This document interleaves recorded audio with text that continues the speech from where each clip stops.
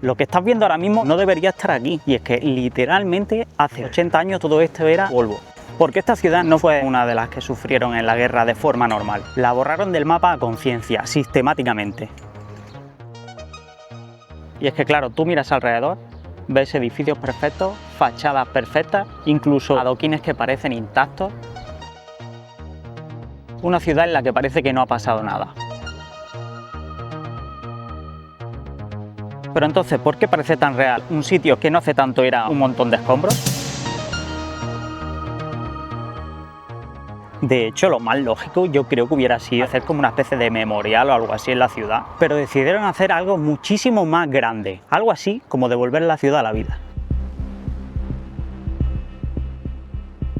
Para entender por qué esto fue tan extraordinario, primero hay que entender qué le pasó a Varsovia. Cuando Alemania invadió Polonia en 1939, Varsovia se convirtió en uno de los símbolos de la resistencia polaca. Pero lo peor llegó años después, en el 1944, tras el levantamiento de Varsovia.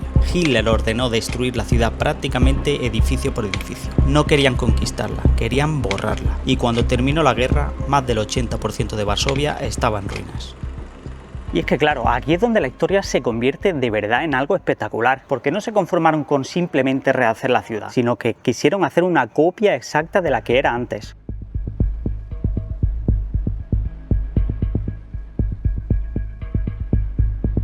Se obsesionaron completamente con recuperar lo que era antes, calle por calle, edificio por edificio, detalle por detalle. Y para hacerlo utilizaron cuadros antiguos, pinturas antiguas, fotografías de la época, incluso planos que habían sobrevivido a la guerra. Y lo más fuerte es que lo hicieron tan bien que parece que esto lleva así desde siglos antes de que lo destruyeran.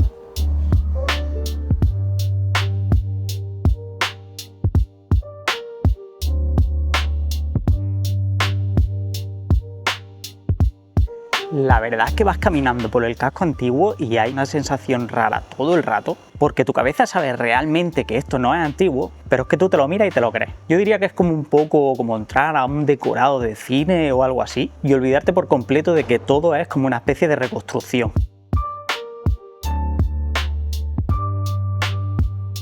Pero lo más fuerte de Varsovia no está en la fachada, está justo debajo y es un sitio que no se suele visitar.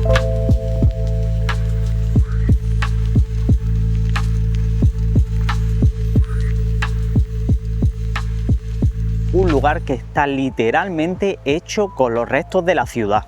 Este es el montículo del levantamiento de Varsovia y básicamente lo que estáis viendo aquí es una montaña que está hecha con los escombros de Varsovia.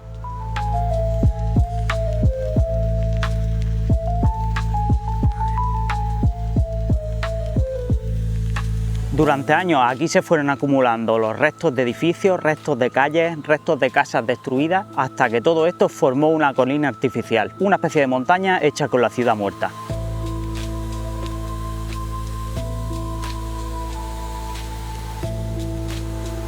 Y es que mira, cuando digo que la montaña está hecha literalmente con restos de la ciudad, aquí tenemos un montón de escombros, aquí tenemos también un trozo como de una casa o algo así, parte como de un edificio, de unos cimientos, y es que tal cual vas andando y te vas encontrando trozos de edificios. ¿Esto qué podría ser? Podría ser tal vez la parte como de una puerta, a lo mejor estaba puesta aquí en la bisagra, no lo sé, pero es impresionante. Puede ser un trozo de muro de gueto, ¿eh?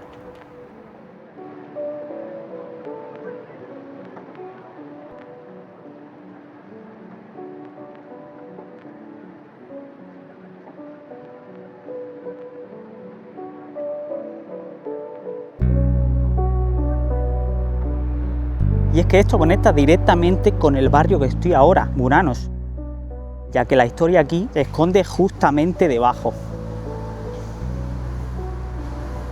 Justo aquí estaba el antiguo gueto de Varsovia, que para el que no lo sepa, los guetos es donde recluían los alemanes a los judíos. En un espacio de apenas unos 3 kilómetros cuadrados llegaron a meter unas 400.000 personas.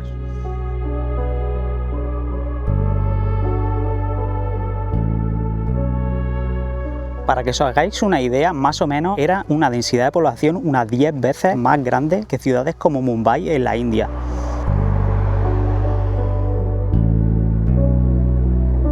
Pero la historia de Varsovia no termina con la reconstrucción, porque después de sobrevivir a la destrucción nazi, la ciudad volvió a cambiar, pero esta vez no para parecerse a lo que había antes, sino para mostrar quién mandaba ahora.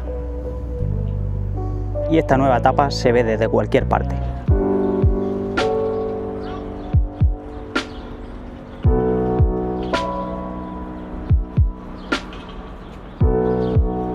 El Palacio de la Cultura y la Ciencia, un gigante de hormigón que domina todo el skyline de la ciudad. Y lo más curioso es que nació como un regalo de Stalin, es decir, de la Unión Soviética. Un regalo que muchísima gente aquí no quería, evidentemente. Porque mientras una parte de Varsovia intentaba recuperar su pasado con la reconstrucción, otra muy diferente empezó a construirse bajo la influencia soviética. Y claro, hasta hoy esto sigue generando una sensación un poco raro, porque hay gente que dice que esto ya forma parte de la esencia de Varsovia, pero para otros sigue siendo un recordatorio de la influencia soviética aquí en Varsovia.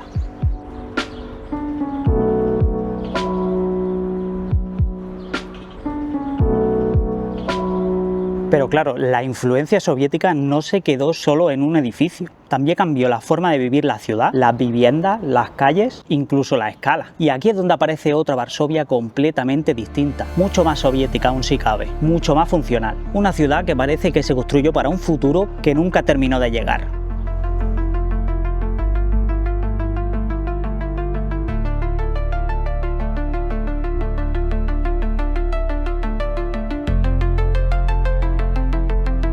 Y es que la sensación aquí cambia muchísimo, porque ya no se buscaba reconstruir algo bonito, se buscaba levantar una ciudad que pudiese albergar a miles de personas lo más rápido posible. Todo es mucho más grande, más repetitivo, más frío.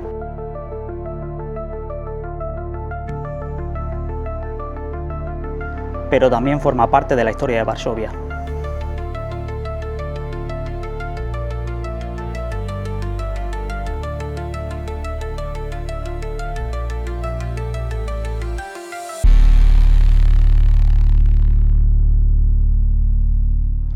Y lo más curioso de esta ciudad es que no elimina ninguna de esas capas, las deja como convivir. Aunque a veces parezca que no deberían de estar juntas.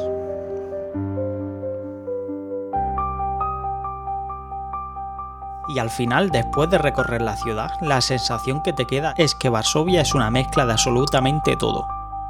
De lo antiguo, de lo reconstruido, de lo soviético y de lo moderno. Puedes tener un rascacielos de cristal al lado de un bloque comunista, que a su vez está construido sobre las ruinas del antiguo gueto. Y cuando empiezas a darte cuenta de todas esas capas, entiendes que Varsovia no intenta esconder del todo su historia. Convive con ella, con sus ruinas, con sus cicatrices, con todo lo que vino después. Y ahí es donde vuelvo a la pregunta del principio, ¿Varsovia es real o es una copia? Y la verdad, después de todo, creo que esa pregunta ya no importa mucho. Porque aquí lo auténtico no es la fachada, lo auténtico es la decisión de volverse a levantar, incluso después de haberlo perdido prácticamente todo. Y quizás por eso, aunque muchas cosas no sean originales, Varsovia se siente tan real, porque no es una ciudad que simplemente fue reconstruida, es una ciudad que decidió seguir adelante. Y al final, la pregunta que te llevas de aquí no es cómo consiguieron reconstruirla, sino ¿qué intentarías reconstruir tú si un día despertaras y no quedara absolutamente nada?